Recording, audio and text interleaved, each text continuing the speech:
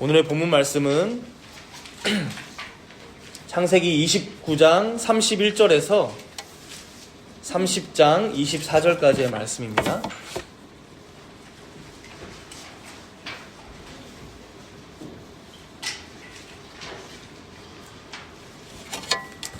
제가 봉독은 창세기 29장 31절에서 쭉 이어서 30장 8절까지 봉독하도록 하겠습니다. 29장 31절부터 봉독합니다.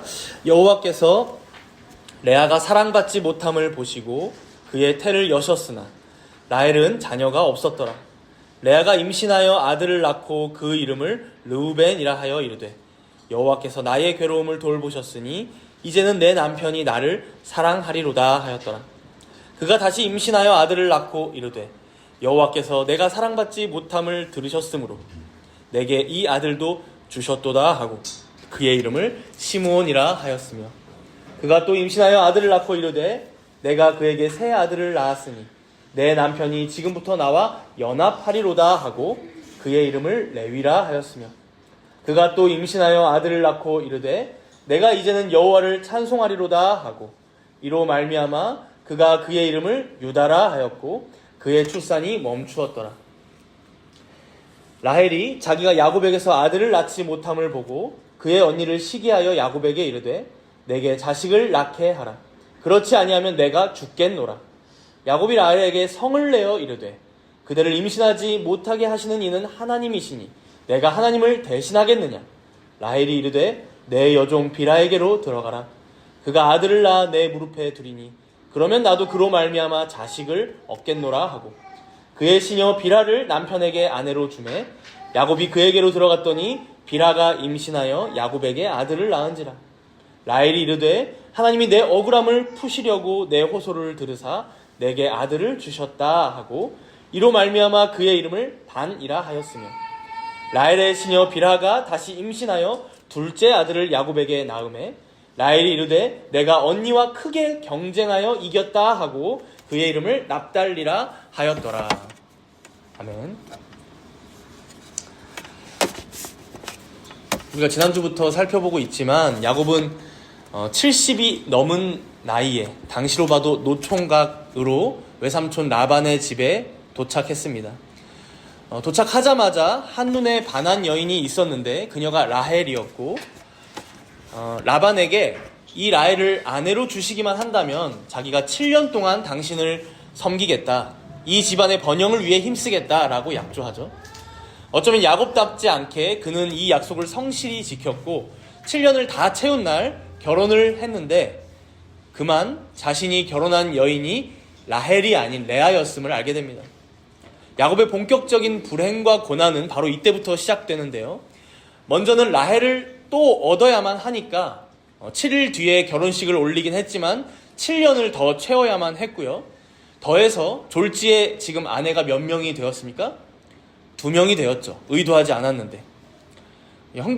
결혼하신 형제분들 한번 생각해 보세요. 아내가 2명이면 1명일 때보다 행복이 배가가 될까요? 아니면 오히려 반으로 줄어들까요? 아마 우리 그릇이 작아서 그럴지 몰라도 한 명과도 지혜롭게 살아간다는 게 쉽지 않은 일입니다. 이거는 남자나 여자나 일처다부제나 일부다처제나 저는 마찬가지라고 생각합니다. 이런 중에 지금 야곱은 레아와 라헬 두 자매를 아내로 맞이하게 되었을 뿐만 아니라 그들의 여종 실바와 빌하를 통해서도 또 아들을 낳게 됩니다. 결국 아내가 총 몇 명이 됩니까? 4명의 아내를 모시고 살게 된 거예요. 거기다 자녀들도 오늘 본문 30장 24절을 보면 마지막 라헬이 요셉까지 낳는 내용으로 이제 끝마치는데 다 합해보면 아들만 11명에 딸이 1명이 태어났다고 기록되고 있습니다. 요즘은 자녀 1명도 쉽지 않다고 해서 2명을 낳기 힘든 시대죠. 2명이 있으면 전쟁이 난다고 하는데 여러분 이 집안에 조용할 날이 있었겠습니까?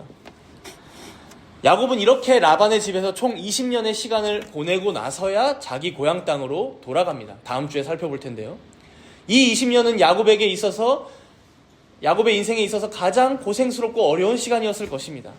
아내들 눈치 보며 살랴, 시종 아내들도 돌보랴, 12명의 자녀들 양육하랴, 라반의 집에서 일꾼 노릇하면서 지내랴. 그야말로 너무도 분주하고 힘들었던 기간이었을 것입니다.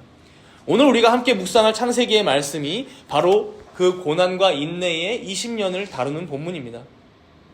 그래서 제가 사실 먼저는 30장 전체를 다루려고 했었는데 설교가 너무 길어지더라고요. 그래서 앞부분 이제 29장 31절부터 30장 24절까지만 이제 설교하려고 오늘 따로 뗐습니다. 이제 여기 부분을 보시면 야곱이 라반의 집에서 처음 14년 동안 레아와 라헬을 아내로 맞아서 자녀를 낳는 내용들이 계속 기록되고 있어요. 그리고 뒤에 이어지는 30장 25절부터 43절까지, 그리고 다음 주에 31장과 함께 살펴볼 텐데, 이 부분이 그 후에 6년 동안 더 일하면서 야곱이 자신의 재산을 증식하고 결국 외삼촌 라반의 집을 떠나서 고향으로 향하게 되는 그 내용이 이제 나오는 부분입니다. 사실 우리가 이 부분 말씀을 살펴볼 때 좀 당황스럽습니다.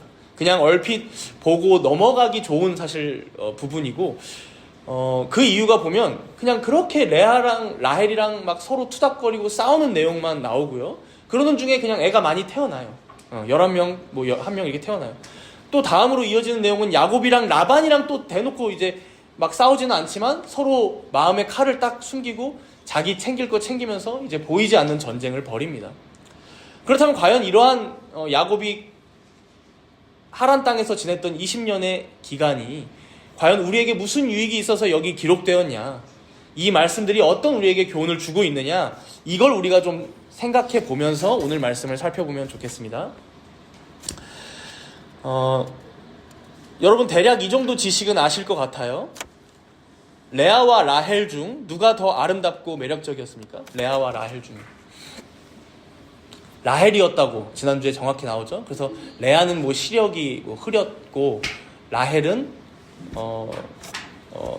그 대조되어서 훨씬 더 아름답다라고, 이제 아름답고 매력적이라고 기록이 되었습니다. 그럼 레아와 라헬 중 누가 더 자녀를 많이 낳았습니까?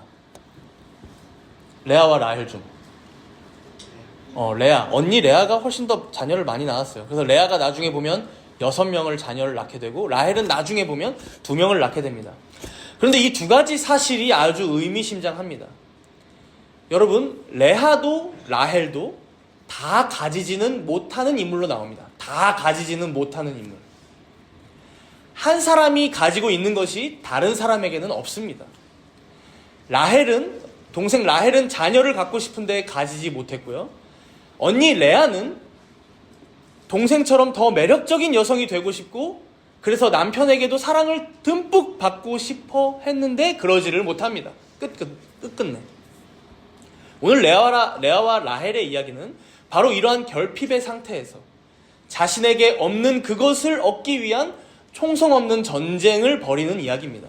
우리 본문 29장 31절을 함께 읽어봅시다. 29장 31절 함께 읽어봅시다. 여호와께서 레아가 사랑받지 못함을 보시고 그의 태를 여셨으나 라헬은 자녀가 없었더라. 여기 보시면 레아가 사랑을 받지 못했다라고 하는데, 이 단어를 원문 그대로 직역하면 사랑을 못 받았다 정도의 소극적인 의미를 넘어서서 적극적인 의미로 미움을 받았다라는 단어입니다. 미움을 받았다. 그러니까 야곱이 그냥 레아를 조금 사랑하지 않았고, 그래서 좀 멀리했고 무뚝뚝하게 대하는 정도였다가 아니라 미워했다는 거예요. 볼 때마다 미움이 차올랐다는 거예요. 그런데 신기한 건 레아가 야곱의 자녀를 많이 낳았다는 거예요. 여러분, 이게 어떻게 가능한 일입니까? 미워했는데, 상식적으로도 서로 합방도 많이 안 했을 가능성이 큰데 맨날 라헬이 거하는 방으로만 야곱이 향했을 텐데 어떻게 이게 가능했을까요? 이게 31절 말씀 안에 답이 들어있죠. 여호와께서 레아가 사랑받지 못함을 보시고 미움받음을 보시고 그녀의 태를 여셨다라는 거예요. 레아는 야곱에게 사랑받지 못했고 심지어 미움을 받았고 그만큼 물리적으로 남편과 가까이 지내지 못했을 것이고, 아이를 잘 가질 만한 어떤 외적인 이유나 조건이 전혀 충족되지 못했지만 뭐예요? 하나님께서 그녀의 태를 여셨기에 아이를 매년 낳았다라는 거예요. 이어지는 말씀을 보면 32절에 바로 누구를 낳아요? 그래서 레아가 임신하여 아들을 낳고 그 이름을 르우벤이라 하여 이르되 이제 야곱의 장자를 낳게 되는 거예요. 의미가 아주 있죠. 이 아이의 이름의 뜻은 여러분 성경 각주에 보시면 나와 있는데 보라, 아들이라 라는 뜻이에요. 보라, 아들이라. 봐라, 내가 야곱의 아들을 낳았다. 라헬이 아닌 내가 낳았다. 드디어 내 남편이 나를 사랑해 주겠지. 나를 미워하지 않겠지라고 기대하고 있는 거예요. 근데 이어서 33절에 보세요. 둘째 아들 이름이 뭐라고 나와요? 시므온. 이 이름의 의미는 뭐냐면 들으심이거든요. 들으심. 뭘 들어주셨다는 거예요? 하나님께서 내가 지금도 사랑받지 못하고 있음을, 미움받고 있음을 들으셔서 둘째 아들을 오히려 주셨다라는 거예요. 셋째 아들도 그렇게 이어져요. 34절에 보시면 셋째 이름이 레위죠. 레위. 근데 이 이름의 의미가 연합입니다. 연합. 근데 왜 연합이라고 지었다고 해요? 야, 내가 첫째, 둘째까지는 몰라도 이제 셋째 레위까지 낳았으니 이제는 내 남편이 나와 연합해 주겠지. 라헬이 아닌 나와. 여러분, 결국 레아는 계속해서 무엇을 원하고 있습니까? 남편의 사랑을 그토록 원하고 있어요. 내가 아들을 낳았으니까 이제는 남편이 날 사랑해 주겠지. 이제는 라헬이 아닌 나와도 연합해 주겠지. 그런데 여러분, 이 야곱이 만만치가 않아요. 아들을 아무리 많이 낳아줘도 그 아이들이야 물론 예뻐했겠지만 라헬을 향했던 그 마음이 레아에게 가진 않았던 것 같아요. 이게 아마도 외모적인 이유도 있었겠지만 여러분, 이 맥락상 어때요? 언니 레아는 사실 삼촌 라반에게 속아서 억지로 얻게 된 아내예요. 그러니까 레아를 볼 때마다 외삼촌 라반을 향한 원망이 자꾸만 올라오고 그때 어려웠던 그 마음들이 떠오르고 그러지 않았을까 이제 추측해 볼 수 있죠. 결국 셋째를 낳았지만 야곱의 태도는 전혀 변하지 않았고 하나님께서는 레아에게 넷째 아들을 허락합니다. 우리 29장 35절 말씀을 읽어봅시다. 29장 마지막 말씀이죠. 35절 읽습니다. 그가 또 임신하여 아들을 낳고 이르되 내가 이제는 여호와를 찬송하리로다 하고 이로 말미암아 그가 그의 이름을 유다라 하였고 그의 출산이 멈추었더라. 넷째를 낳고 나서야 그녀의 출산이 멈췄다고 하는데 아마 첫째부터 넷째까지 거의 연년생으로 낳았던 것 같아요. 레아는. 그러니까 그게 대단하죠. 하나님께서 태를 여셨기 때문이에요. 근데 이제야 좀 쉬었다 멈추었더라고 하는데 이 넷째 아들의 이름을 뭐라고 지어요? 유다. 그리고 그 이름의 뜻이 뭐라고 성경 각주에 달려있어요? 찬송. 레아가 왜 이런 뜻의 이름으로 지었다라고 고백합니까? 내가 이제는 여호와를 찬송하겠다는 거예요. 이제는. 그러니까 넷째 아들까지 낳는 이 과정을 겪으면서 레아의 신앙 고백이 어떻게 바뀌었어요? 지금까지는 자신을 계속 사랑해주지 않고 쳐다봐주지 않는 그 남편만을 바라보며 그 문제만을 바라보며 붙잡고 살아왔지만 이제는 어떻다는 거예요? 비로소 자신의 시선을 남편으로부터 하나님께로 돌리겠다라는 거예요. 남편만을 바라보면서 항상 불만족하고 그 남편에게 인정받지 못하고 사랑받지 못하는 사실에 좌절하고 고통 가운데 살아왔다가 이제야말로 하나님께서는 나를 사랑하시는구나. 그래서 나에게 넷째 아들까지 이렇게 태의 문을 여셔서 허락하시는구나. 이 가정의 귀한 자녀들을 나를 통해 지금 주고 계시는구나. 그 여호와 하나님을 바라보며 찬양하겠다라고 고백하는 거예요. 사랑하는 여러분, 이 레아의 이야기를 들어보면 그냥 별거 아닌 좀 사랑을 많이 받지 못했던 한 여인의 이야기처럼 들릴 수 있습니다. 그러나 우리가 조금만 더 생각해보면 우리도 꼭 레아처럼 살아가고 있지는 않은지, 그녀와 같이 타인의 인정만을 바라며 타인의 사랑만을 갈구하며 그것이 나에게 충족되지 않는다 생각할 때 불행하다 여기며 살아가고 있지는 않은지 우리가 생각해 보게 됩니다. 물론 부부간에 서로 사랑하고 섬기고 존중해야 하는 것은 당연합니다. 그러나 아무리 부부라고 할지라도 여러분들 다들 결혼하신 분들은 특히나 느끼실 거예요. 잠시 연애하는 동안은 서로 없으면 죽을 것처럼 연애할 시절이 있었는데 결혼하고 연애도 오래 하다 보니까 혹은 결혼하고 나서 신혼 때가 지나고 나서 어떻습니까? 어느 날에는 오히려 그것이 나의 올무가 되어서 상대방이 좀 변한 것 같고 그게 잘 충족되지 않으면 내 인생이 불행해진 것만 같고 더 이상 아무 의미가 없어지는 것만 같을 때가 있다는 거예요. 이건 나이가 어린 자녀의 경우에도 부모님께 인정이나 사랑을 못 받으면 겪게 되는 일이고, 부부간에도 서로가 서로에게 느끼는 서운함이고, 또한 나이가 지긋이 드신 어르신들마저도 여러분 어때요? 여러분들 부모님들 어떻습니까? 오히려 나이가 더 들어가시면서 서운함을 느끼실 때가 더 많아요. 얘가 나를 무시하나? 얘가 나를 이렇게 깔보나? 평생 나와 함께 시간을 보내왔으면서 어떻게 내 아내가, 내 남편이, 내 자녀가 나를 이렇게 챙겨주지 않을 수 있지? 이런 식으로 이제 생각되기가 쉬운 것이죠. 그러나 여러분, 그러한 공허함, 그러한 서운함, 그러한 마음의 상처를 해결하는 해답이 바로 오늘 본문에 레아가 첫째 아들부터 넷째 아들까지 낳게 되는 이 여정을 들여다보면 나와 있죠. 그녀가 자신이 아들을 낳았기 때문에, 그래서 내가 이제 사랑받을 조건을 채웠기 때문에 내가 이제 사랑을 받겠지. 내가 이만큼 업적을 이루어 놓았으니 이제는 인정을 받겠지. 이런 건 여러분 오래가지 못합니다. 그러한 조건을 또 만들어 놓고서 이번엔 내가 연합할 수 있겠지 남편과 했지만 그것 또한 해답이 되지 않잖아요. 사랑하는 여러분, 이 땅의 부부가 그리고 가정이 분명히 그리스도와 교회의 연합을 보여주는 표상이고, 또 장차 이루어지고 완성될 천국을 표상하고 그 모습을 보여주고 구현하는 이 땅의 작은 기관은 맞습니다.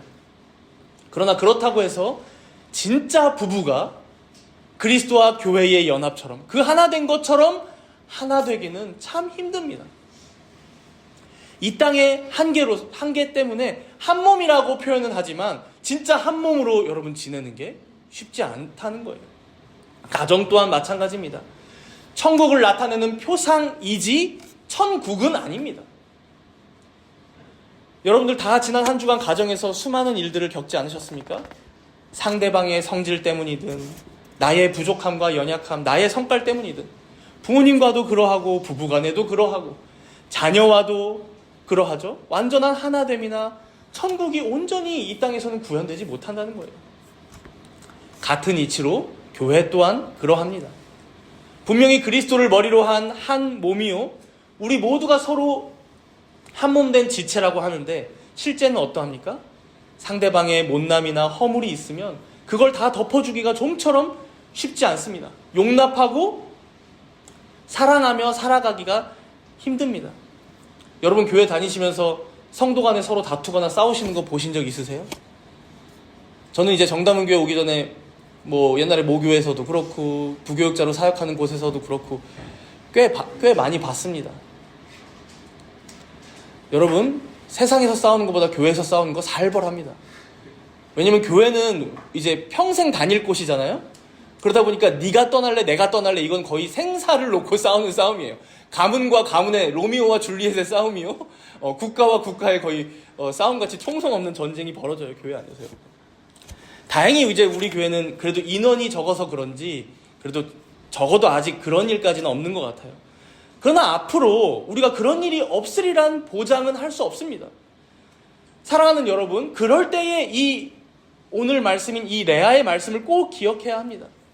우리가 자꾸 성경에서 말씀하고 가르치는 그 이상적인 원리를, 혹은 내가 생각하는 어떤 사람의 사람이라면 요 정도는 돼야지 하는 그 기준을 상대방에게 요구하기 시작하면 여러분 그것은 끝나지 않는 갈망이 되고 사모함이 되고 채워지지 않는 목마름이요 공허함일 뿐입니다. 사랑은 상대방에게 바라는 것이 아닙니다. 사랑은 내가 주는 것입니다. 오늘 하나님께서 레아가 사랑받지 못함을 보고, 미움받는 것을 보고 어떻게 하셨어요? 하나님은 레아에게 은혜를 베푸실 필요가 없으신데 은혜를 베풀고 계세요. 사랑을 주고 계세요. 조건 없이. 그녀에게 아들을 많이 잉태하시는 그 은혜를 허락하셨듯이 우리 또한 하나님께 그 은혜를 받은 것을 그저 우리 주변에 있는 이웃들에게 흘려보내고 그것을 행할 때에 바로 비로소 참된 평안과 안식과 만족을 느끼게 된다는 거예요. 여러분들이 있는 모든 곳에서 바로 이러한 자세와 태도로, 이러한 마음으로 살아가시면 좋겠습니다. 가정에서도 상대방에게 바라기 전에 내가 먼저 사랑을 행하고 희생하고 섬기고, 이것이 오늘 레아가 넷째 아들 유다의 이름을 지었던 그 마음이었던 것 같아요. 남편에게 무엇을 먼저 바라기보다 오히려 하나님께서 주신 은혜를 감사함으로 찬양해야지. 내가 받은 이 은혜와 사랑을 오히려 흘려보내야지. 우리도 마찬가지로 이것을 고민하며 실천하며 살아가는 여러분이 되시기를 바랍니다. 그럴 때 오히려 우리의 마음속 깊은 곳에서는 세상이 줄 수 없는 기쁨, 평안, 안식이 회복될 것입니다. 우리가 언제 가장 불안합니까? 상대방에게 바라는 모습이 있는데 그걸 내 맘대로 해주지 않을 때 성질이 올라와요. 여러분들 자녀를 키우시다 보면 더 많이 느끼실 수 있어요. 자녀에게 바라는 행동 양식이 있는데 정말 엉뚱한 행동 양식을 하게 되면 정말 그때는 이제 정말 단전부터 끌어오르던 그 이제 분노가 올라올 때가 있습니다. 불만이 많이 생기고 괜히 보면 불안하고 우울해지고 마음이 어려워질 때가 있다는 거예요. 끝없이 상대방을 보면서 왜 내 맘대로 해주지 않지? 왜 나를 더 사랑해주지 않지? 왜 나를 더 인정해주지 않지? 이것에 매달리고 왜 나는 라헬과 비교해서 더 매력이 없지? 왜 나는 사랑을 못 받는 거지? 이것에 시달리며 여러분들 살아가지 마시고 그 시간에 오히려 아무 조건 없이 어떠한 자격이나 기준되는 그러한 요구도 없이 나를 그저 받아주신 그 그리스도의 사랑 가운데 만족함으로 하나님을 바라보며 찬송하는 것입니다. 그것을 다시금 기억하고 상기하며 이미 나는 모든 복을 받은 자이구나. 이미 나는 아무 조건 없이 나를 받아주시는 하나님께 용납되어서 그의 자녀가 된 자이구나. 이게 여러분 양자됨의 은혜입니다. 양자됨의 은혜. 내가 무슨 자격이 있어서 하나님께서 자녀 삼아주셨나요? 아니잖아요. 그러한 감사와 기쁨 가운데 살아가시는 여러분들이 되시기를 바랍니다. 이제 이런 맥락이 라헬에게도 이어지는데요. 라헬 역시 자신의 욕망을 채우기 위해 안간힘을 쓰는 모습을 보여줍니다. 우리 창세기 30장 1절 말씀 함께 읽어볼까요? 창세기 30장 1절 말씀입니다. 시작. 라헬이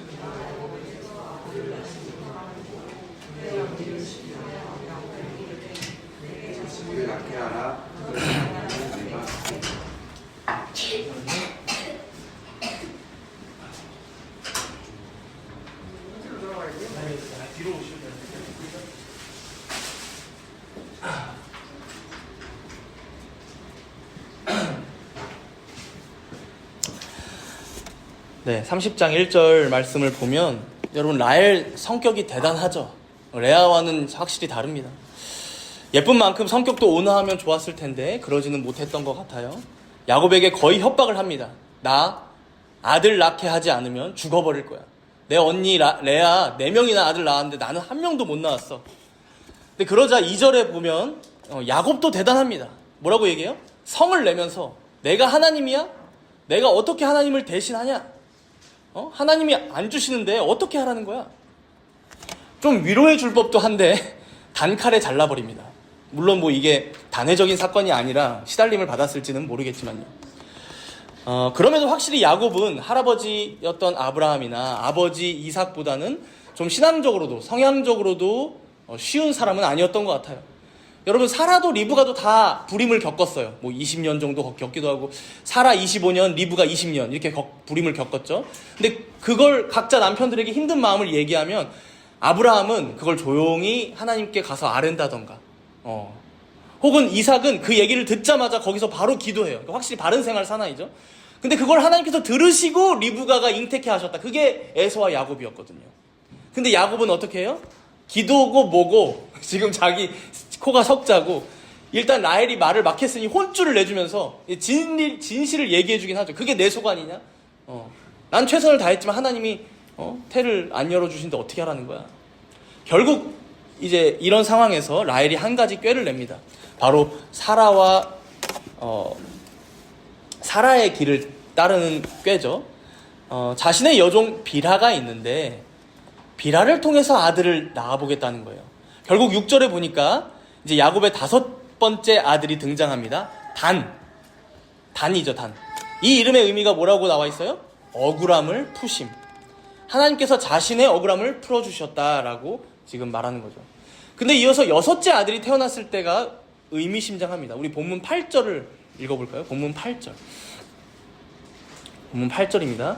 라헬이 이르되 내가 언니와 크게 경쟁하여 이겼다 하고 그의 이름을 납달리라 하였더라. 여기 보면 내가 언니와 크게 경쟁하여 이겼다고 하는데 사실 이 크게라는 단어가 히브리어로 엘로힘이에요. 뭐예요? 하나님이에요. 하나님. 그래서 이제 여러 신학자들은요, 이 부분을 이렇게 번역하기를 제안합니다. 실제 바른 성경도 이렇게 번역하고 있고요. 나는 하나님과 또 내 언니와 경쟁하여 이겼다. 하나님과 내 언니와 경쟁하여 이겼다. 여러분, 라헬이 왜 하나님과 경쟁하여 이겼다? 되게 발칙한 표현을 썼을까요? 하나님을 이제 짓밟고 이겼다. 이런 건 아니거든요. 이런 의미는. 하나님께서 매번 언니 레아의 태만 열어주셨는데 나는 지금 그걸 어떻게 극복했다는 거예요? 사람의 꾀로. 내 여종 비라를 통해서 결국 나도 아들을 얻었습니다. 하나님께서 나의 태를 열어주지 않았지만 내가 내 아들을 얻었다. 성공했다라는 의미예요. 라헬 대단하죠? 라헬은 확실히 자기가 매력도 있고 자신이 얻고 싶은 거 얻을 수 있어 왔고 그렇게 인생을 살아왔다 보니까 그걸 못 가지면 아주 적극적으로 그걸 쟁취해내고 마는 여인이에요.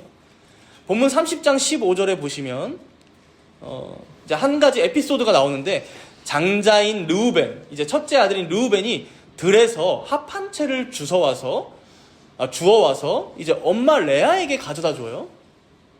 여러분, 합 한 채가 뭐냐면요, 우리나라로 치면 인삼 같은 식물이에요.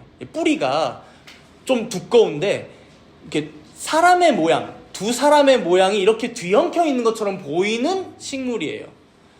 그러다 보니까 두 사람이 뒤엉켜 있다. 당시 사람들이 어떻게 생각했어요?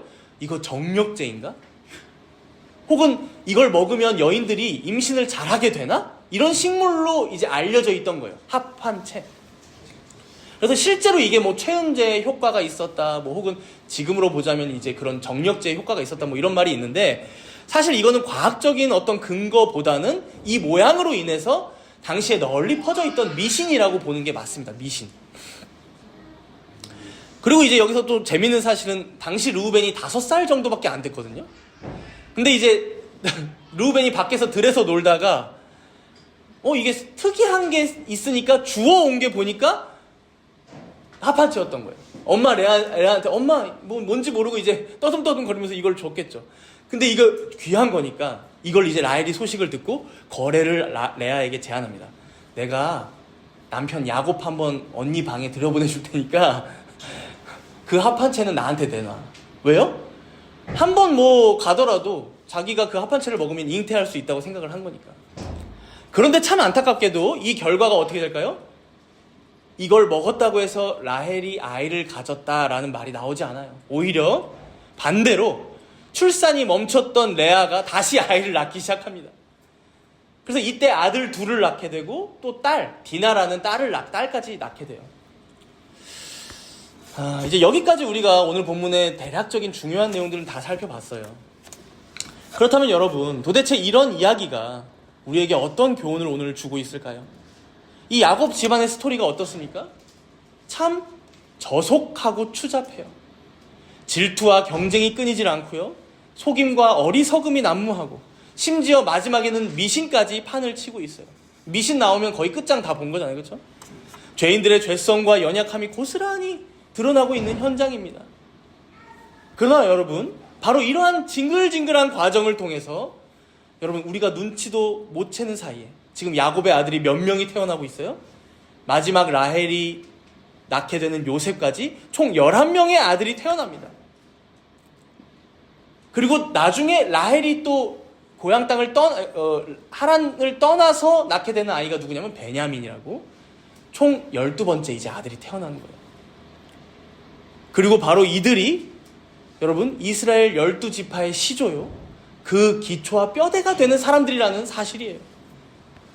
사랑하는 여러분, 하나님께서는 이 부끄러운, 정말 어디 내놓기도 굳이 이걸 써야만 했을까 하는 야곱 집안의 역사 한가운데에서도 꿋꿋이 자신의 거룩하신 뜻을 이뤄가고 계십니다.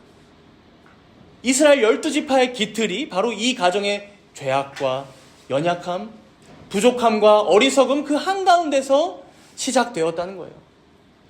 우리의 삶 또한 마찬가지입니다. 우리가 지금 현재 살아가고 있는 이 땅과 이 나라와 이 사회 또한 마찬가지예요. 우리는 자꾸 우리가 훌륭한 줄 압니다.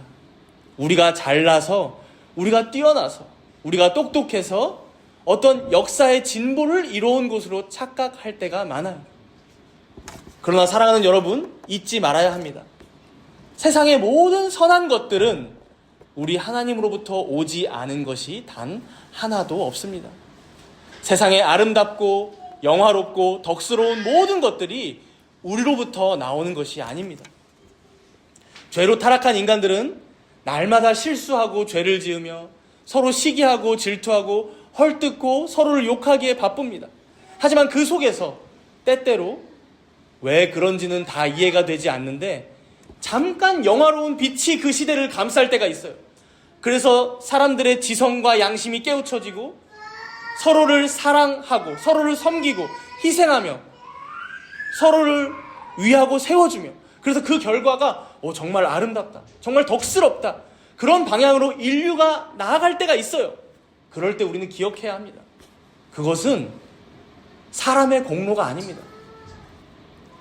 그저 죄악된 인생들일 뿐인 우리들에게 하나님께서 빛을 비춰주셔서 자신의 거룩하신 뜻을 이루신 것뿐이요, 자신의 교회를 사랑하시는 하나님께서 그의 백성들 가운데 은혜를 베푸신 것임을 우리는 잊지 말아야 합니다.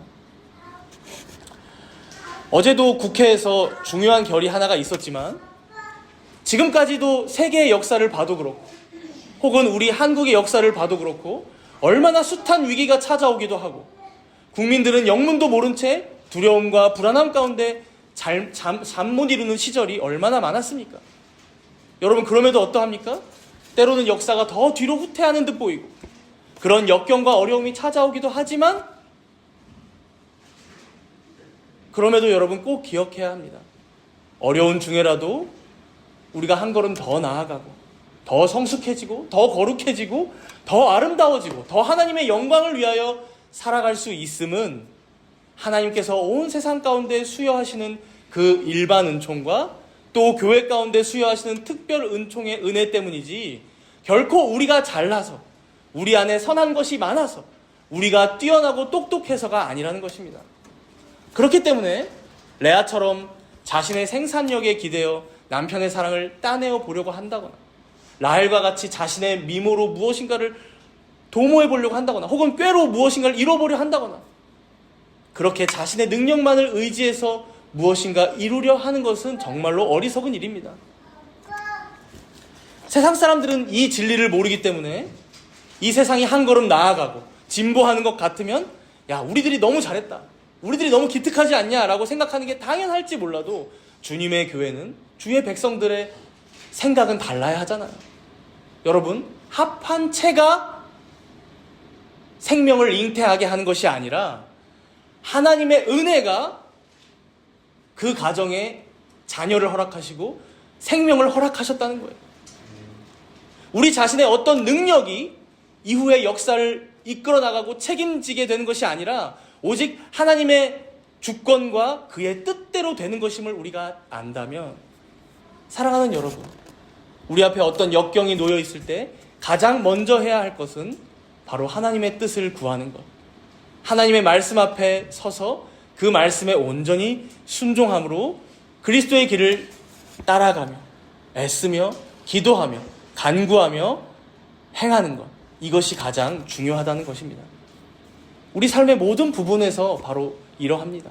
국가의 위기 앞에서 하나님의 말씀대로 행하는 것이 무엇인지 고민하고 또 때로는 담대하게 말하고 행하는 것, 우리의 가정의 어떤 문제나 혹은 개인의 삶의 문제 앞에서 과연 이것이 하나님의 말씀에 부합하는 것이냐, 이게 하나님의 뜻을 따르는 것이냐 진지하게 깊이 있게 고민하는 것입니다. 그리고 우리의 삶을 그분께 내어드리는 것이죠. 하나님께서 책임지실 것이다. 하나님께서 복을 주시겠지. 하나님께서 지키시고 인도하시겠지라는 그 믿음 안에서 우리는 다만 우리에게 주어진 소명을 감당하는 것입니다. 여러분, 우리는 오늘 야곱의 부끄러운 가족사를 통해 하나님의 놀라운 섭리를 오히려 발견합니다. 우리 모두는 죄인이고 연약하지만 하나님께서는 그러한 우리를 통하여 그의 뜻을 이루어 가십니다. 야곱 집안의 이야기는 다만 야곱의 인생일 뿐만 아니라 그와 못지않은 짠내나고 또 저속한 삶을 살아가는 우리들에게도 동일한 은혜와 소망이 있다는 것을 보여줍니다.